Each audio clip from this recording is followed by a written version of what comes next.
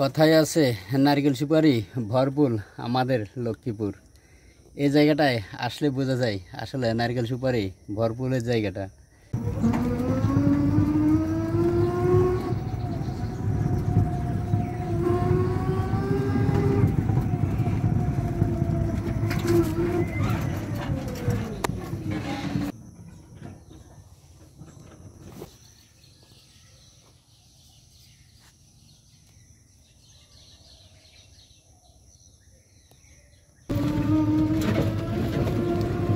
যেদিকেই তাকায় শুধু সুন্দরভাবে সুপারি গাছ আর সুপারি গাছ।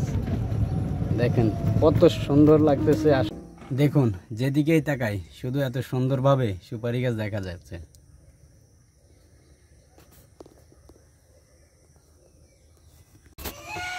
আসসালামু আলাইকুম। এই যে লক্ষ্মীপুরের সবচাইতে ভাইরাল সুপারি বাগান, এটা হলো লক্ষ্মীপুর বাসাবাড়ি থেকে একটু ভিতরে। এই জায়গাটা সিদ্ধার বাড়ির রাস্তার মাথা থেকে একটু ভিতরে। দেখেন সুপারি গাছগুলো আসলে অনেক সুন্দর, কত সুন্দর দেখা যাচ্ছে। দেখলে আসলে বোঝা যায় কতটা সুন্দর হতে পারে। দেখেন।